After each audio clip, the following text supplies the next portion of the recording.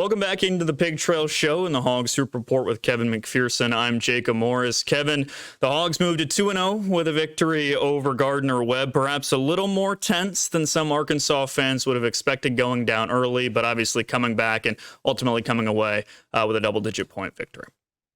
Yeah, an 8-point deficit early. That happens in basketball. It doesn't matter the level of competition. There's no rule that says if the inferior team can have a better start. I mean, right off the tip, I noticed Gardner-Webb went right to the basket off the opening tip. Here's a team that likes to control pace and tempo, keep the score in the 60s. And the way Gardner-Webb played in the early part of the game, it was get downhill as quick as possible. They got it. They didn't burn shot clock trying to drag out possessions. They really, when it got into Arkansas with drives to the basket, 13-5 lead. I thought Arkansas made some adjustments defensively. Part of that was starting to block some shots and kind of tempt the running Bulldogs to start taking shots from three. So I thought Arkansas made some adjustments there. And then Arkansas had a slow start offensively. Started 1 of 5 from three in this game. And it's a team that we know is going to be better from three. Arkansas had another good 3-point game. When we look at it from an efficiency standpoint, the volume was a little bit down relative to the season opener, but Arkansas wins by 18, 86-68. 13-5 was the early deficit. Both teams kind of traded shots after Arkansas went on a run to go up 20-17.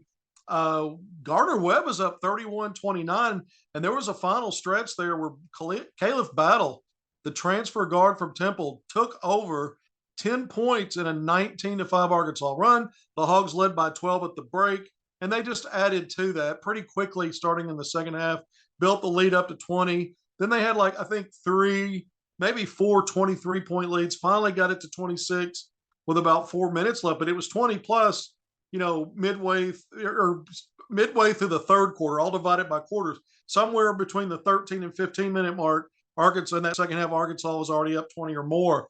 So you knew once Arkansas made that decisive run in the first half, they'd kind of solve some things. But despite the struggles in the first half, Jacob, Musselman played 10 guys. He ended up playing 12 in this game. There's 13 scholarship players available on a typical night. True freshman Leighton Blocker was out due to illness. Musselman, disclosed that after the game in his post-game press conference. So 12 guys ended up playing, 10 in the first half. But Musselman was not pleased about a lot of things. He wasn't pleased about the slow start. He wasn't pleased with his team giving up.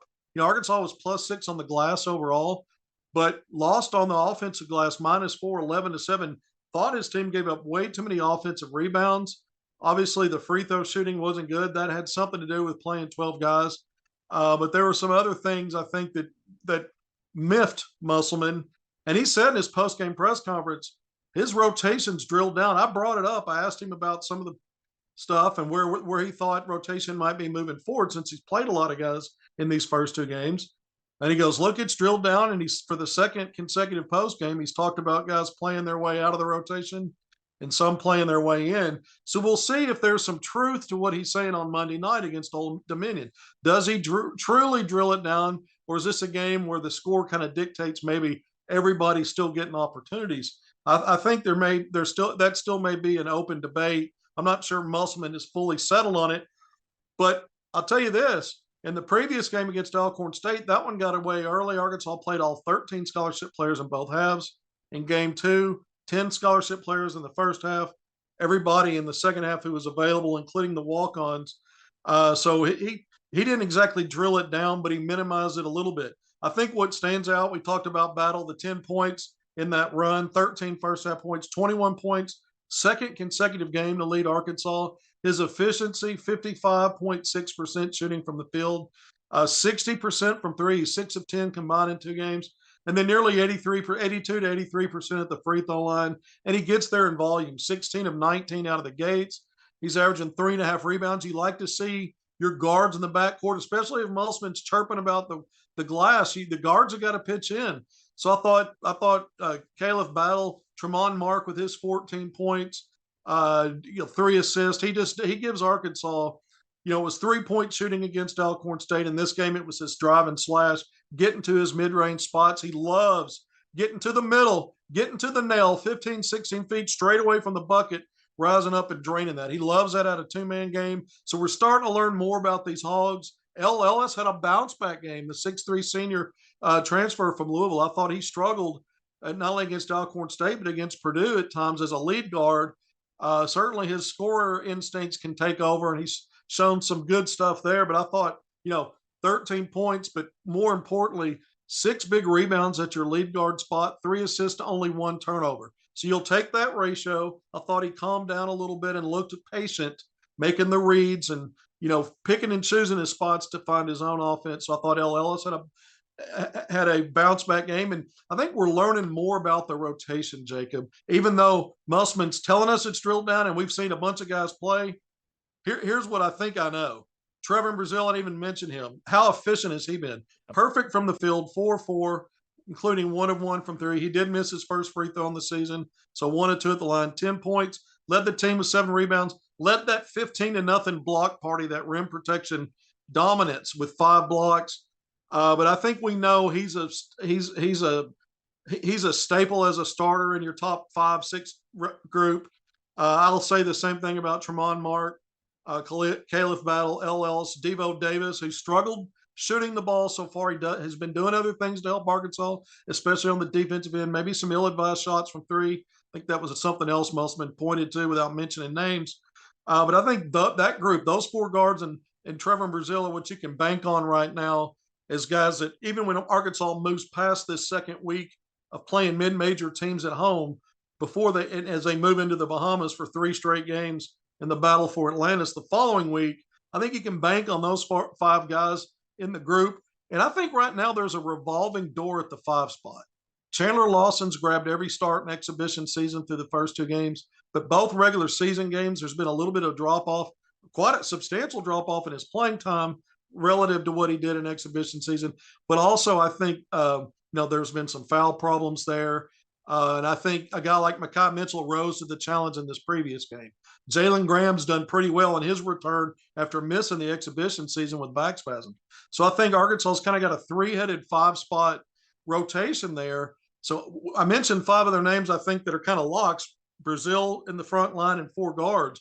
I think those 3 guys are kind of that, that 6, 7, 8, kind of revolving door. With a guy like Jeremiah Davenport, your big wing, I still think is another guy, although he has not shot well, he helps change the dynamics on offense. He's a veteran guy. It's a matter of time before he's streaky, before he gets on a burner and really helps Arkansas. And so I think you still find ways maybe to get him on the court. But those are 9 names I went through for a top 8 rotation. I think because of the quality and the depth and the diversity and skill sets I talk about all the time, it allows Musselman to be, I think, 6 through 10, he's better than he's ever been in Arkansas when you look at roster. So I think it allows him to be flexible game in and game out based on matchups, based on situations in game, to kind of flip some of that back into that rotation around. So there could be nights where you still see 9 or 10 guys, even though I still think at the end of the day, when the games are the toughest, you're going to see 5 or 6 guys getting heavy minutes and a 7th and 8th guy peeking in there. And even if it's 7 through 10 that get an opportunity, the heavy minutes are still going to go to just over a handful, maybe 6 guys. And we went through some of those names again: Brazil, Devo Davis, Tremont Mark, L. Ellis for now, Caliph Battle, and I think those 3 guys battling it out at the 5, Mitchell, Graham, and Lawson. Yeah, and Musselman, he didn't shy away from that, obviously, early on, saying this was the deepest team he's had. And depth is never a bad problem to have. It's like you said, whether it be foul trouble, maybe injuries down the road, you have guys that not only you can go to, but that you can trust in big moments. But turning the page now, let's talk Old Dominion. Obviously, Monday night matchup, game number 3 for Arkansas. The Monarchs fell to Ball State on Saturday, so just a 48-hour time difference between the 2 games for Old Dominion. But I think it was kind of a lesson from the Gardner-Webb game, right? You can't take anybody lightly. You're going to get everybody's best shot. And this is an Old Dominion team that's experienced. They've got a lot of guards. They're going to put pressure on the rim. Obviously, you expect Arkansas to come out on top, but Coach Musselman wants to see more, right, from Arkansas against the Monarchs. Well, he wants them to do a better job defending some of the drives. Caleb Robinson, the guard, the wing for Gardner-Webb, got off to a fast start. He got the first basket right off the tip, and he had success getting downhill in Arkansas. The Hogs maintained and controlled, holding DJ Nicholas, the returning all-conference guard, to 1 of 9 shooting from the field, 3 points. But other guys hurt Arkansas at times in that game, and it was close. Even after the 13-5 lead was evaporated, it was kind of back and forth until that big run in the first half, and then the game was really over after that. Arkansas owned the second half for the most part.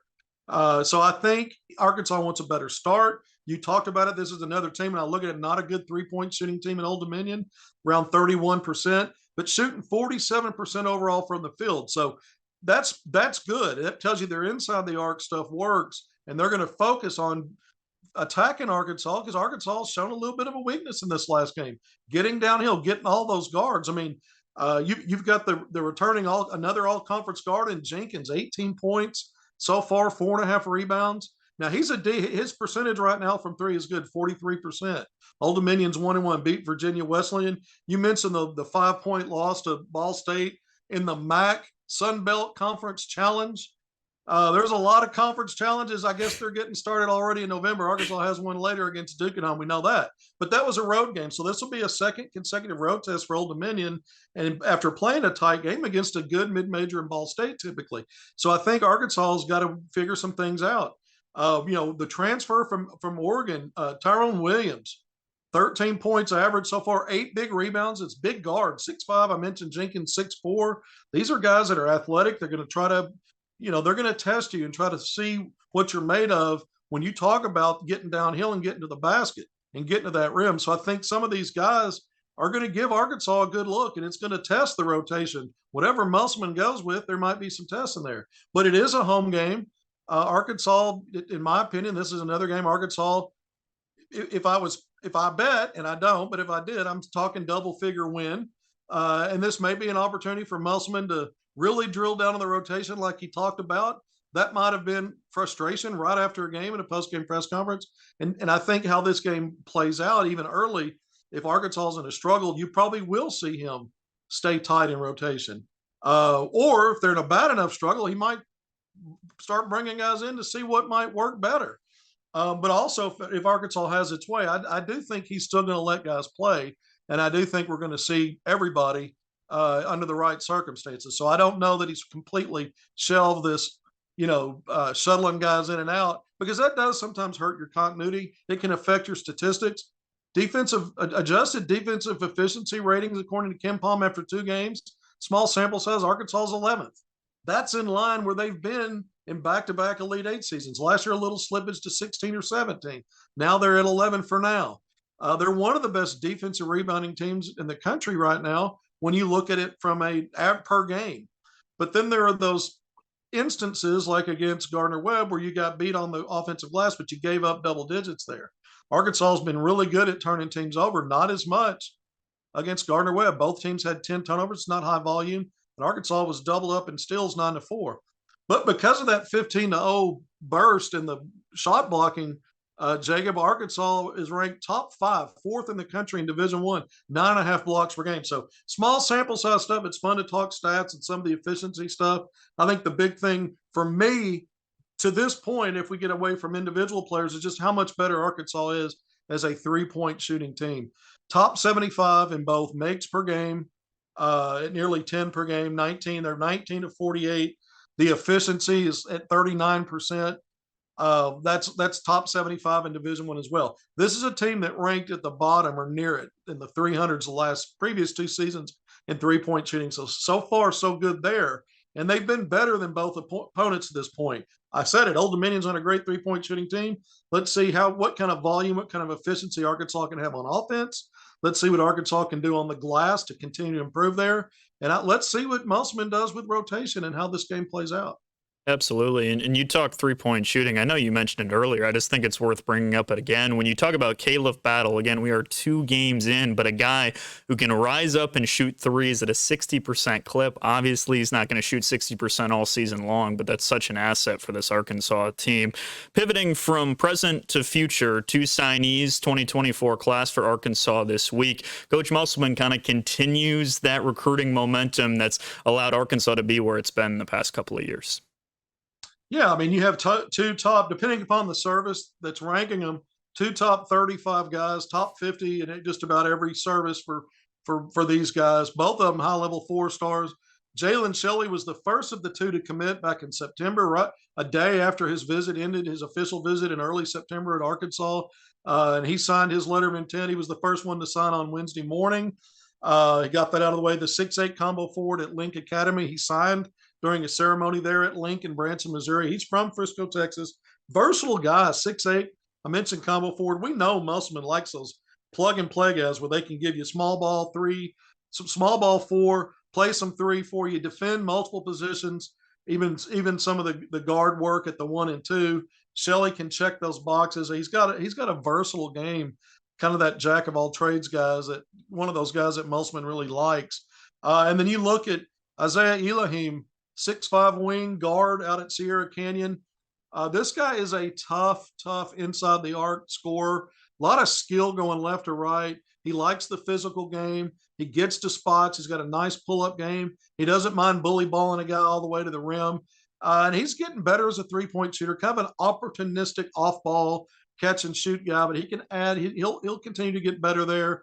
But a guy that previously, at one point before he hurt his knee a year and a half ago, was a top 5 rated 5-star. And he's a guy that I think both guys I think can help Arkansas. I think this is a very good signing class. But Elohim also signed on Wednesday afternoon out in California. So both guys on the first day of the week-long period. It concludes this coming Wednesday, the 15th. But that's it. I think that's it for Arkansas in the high school ranks. Something strange will have to happen, which anything can happen in recruiting or in sports. But I think really now the focus will be in the spring portal game after the season, the current season has ended, and we know we're just getting started. When Musselman turns his attention again to the transfer portal, where Arkansas has had wild success. We've been talking about some of those guys now, but it could be back-to-back years, Jacob, where you've got 2 out of the portal, or excuse me, 2 out of the high school ranks, and more than that, at least a handful or so in the portal, depending upon your attrition on your roster after the season. Now, there's still some more recruiting stuff that I wanted to talk about. There's a couple of class of 2026 guards that Arkansas has offers out to that have started their high school seasons, 23, 24, not just starting for the Razorbacks, but starting for all these recruits. But a couple of very highly rated 2026 guys, they've been on campus, they've been on unofficial visits, they've been to games. But let's start with Jacob Lanier, 6'6" guard out of Maumelle, combo guard, can play the 1 or the 2, could play the wing. I love his smooth stroke from 3. He is a high IQ floor guy because he'll get teammates involved. You look at a stat sheet, he stuffs it. 13 points, 6 rebounds, 6 assists, and 3 steals. His team, Maumelle, defeated Whitehall, who's got a 2025 guard that has an Arkansas offer, Deshaun Hayes. But Jacob Lanier, that stat line I gave you, his team won 88-64 on the road against Whitehall. That was earlier in the week. And then on Saturday, in a benefit game in Central Arkansas, Little Rock Christian Academy took out Nettleton. But Arkansas offered class of 2026 again, Jashawn J.J. Andrews, a 6'6" shooting guard wing. He had a big double-double, 19 points to go with 16 rebounds in that win. So you got a couple of hog targets that are already putting up numbers in their first games to start the season. Even though that was a benefit game for Little Rock Christian, it was still playing against an opponent, and they kept stats. And both of those guys are off to great starts when you look at it from a statistical standpoint. But when you watch these guys play, the eye test says everything. It's not just about the stats. It's about what they do to have impact at both ends. It's positive. It's why both of them have multiple high major offers, including the Razorbacks. Recruiting momentum just continues to go and go for Coach Musselman. You mentioned, obviously, there's always the balance between that and the transfer portal, too. You know, he'll play that just about as good as anybody else. Wrapping up here, let's talk some pro Hogs. There's a whole host of them. Anthony Black's been really impressive for the Magic so far. I know a lot of buzz about him. And, I mean, I think a lot of people thought he would have an impact coming in, but it's been really impressive what he's been able to do so far. And a team that's really talented, too. A lot of young pieces on that Magic team. Yeah, you know, he got his opportunity because a couple of guys got hurt in that backcourt, a starter and their main guard coming off the bench. One of those guys has returned, but what happened was when he got his opportunity, he made the most of it. Yeah. He had a huge impact and a big road win, the first real game he got to play in. He had played mop up once or twice, but on the road against Utah last week. Then he gets the start with a box plus 32, career high 11 points against the Lakers at home in a big blowout win. When Markelle Fultz returned from injury and got back in the starting lineup, an exciting 1-point loss against the Atlanta Hawks in Mexico City. But Anthony Black was still in the rotation in the second unit.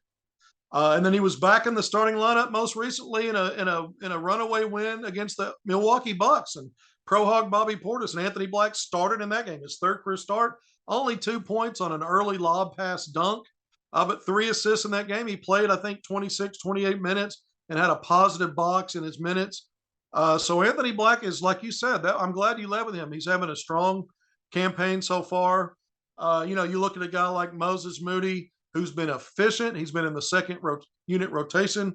He's made 1 start already this season. Isaiah Joe, the same thing. He hasn't made a start, but Isaiah Joe in the second unit rotation. Jalen Williams, he and Joe with Oklahoma City, both guys in that second unit rotation. So you're seeing young Hogs, guys in their third, Anthony Black's obviously a rookie. But we talk about Moody in his third year, Jalen Williams in his second, Isaiah Joe now in his fourth.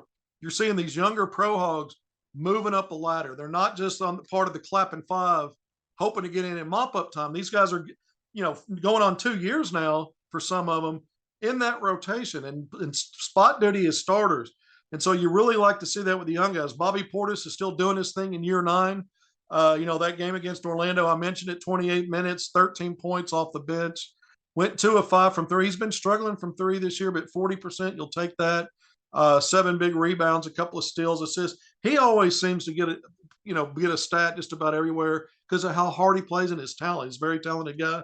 Daniel Gafford putting up numbers, and I don't know if I think this was this past week, but he matched up against the reigning MVP Joel Embiid, blocked his shot 3 consecutive times, ended up with 5 blocks in the first quarter. Now Embiid put him in the rim and had 48 in that game.